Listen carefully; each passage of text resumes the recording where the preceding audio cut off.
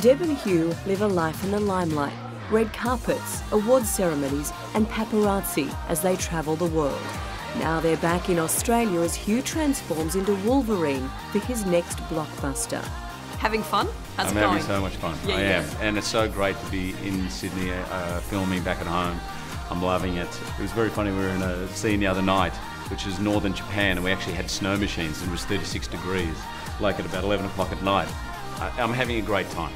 Wolverine first got his claws out in 2000, cementing Hugh's place as a Hollywood heartthrob and heavyweight. You want to get out of my way? Gets to play a superhero. Superhero and... do a lot of kung fu fighting. Yeah. There's only one problem playing Wolverine. He doesn't age, right? Because he can heal himself. Difficult.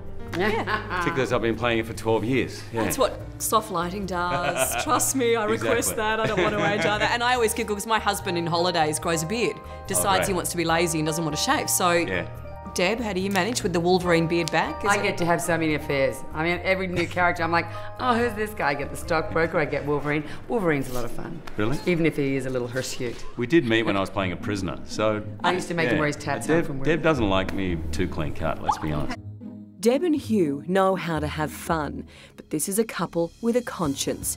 The pair travelled to Ethiopia for World Vision, where Hugh was inspired by a local farmer called Deborra-Lee. Never for a second can anyone tell me that people living in areas like Ethiopia who are experiencing poverty, that they're not working hard. Because I worked with Deborra-Lee, and within 4 hours I was exhausted, and he had a 10-hour day, 7 days a week for his entire life.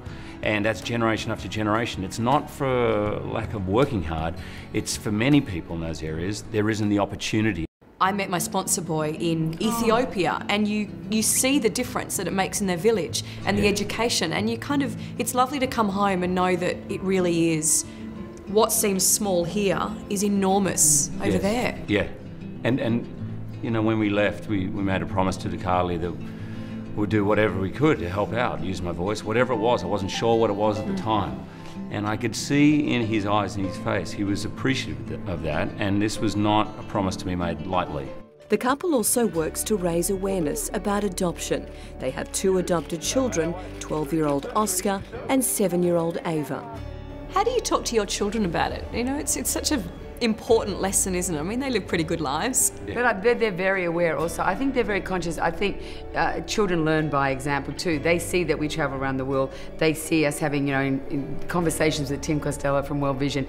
They're very aware of it. We went with Tim to Cambodia, and Oscar came with us and we visited villages, and he was there with no toys, in the dirt, there was nothing, and he was fantastic. He gets it, he knows, and he was like the Pied Piper. They were playing, and they found sticks and things. There was no toys to play with, but they created, and there was like a spoken language. He's very aware, and he has like, what's the last count? He has about 10 World Vision buddies that he has pictures of them by his bed. He writes them. He's very aware of the country's politics, everything. Yeah, but we do talk to, my father used to talk to me a lot about it, and it's natural to me. It's natural to our kids, but I think what Deb and I have really been amazed about is how kids teach you. Like, the things that we might want to teach them, or lessons about community and it's important to give back, are actually natural, because kids get that. They don't necessarily see a division just because you're from that country in that particular part of the world and we're born in this world, that we're any different. Back to business, the ever-diverse Hugh was enjoying starring in the upcoming remake of Les Miserables alongside Anne Hathaway and Russell Crowe. How did you like him as in Les Mis? Oh, it was not quite as... Not quite, no.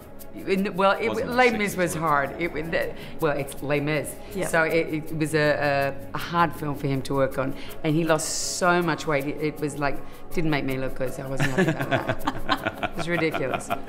It's not like Koshy being so much taller and broader. That's why I hang around him. It was grueling, but fantastic. It just had that right kind of fear. I didn't make you wear those teeth, though. No, the fake teeth. Oh, green teeth. I mean, decayed teeth. That was attractive. When are you heading back to the other home, New York? How long are you here for? Well, that's another story. Our house was under 5 feet of water, our apartment. Oh, did you? So we may not have an apartment to go back to. We're for a few months. So we're going to, that's just happened, so we're going to find out. All of Lower Manhattan is in the same boat. There's no power. My kids' schools are closed, and yeah, we were hit by Hurricane Sandy. Well, enjoy Sydney. So we don't know what over we're doing. But if anyone is in New York got a spare couch, we need a couch. Not a problem. Yeah. We'll put No, the I'm happy word to stay out. in Sydney for some. I'll get back to you on that. I'm sure there'll be a few that'll take up the offer. Thank you. Thanks Thank for all you. your time.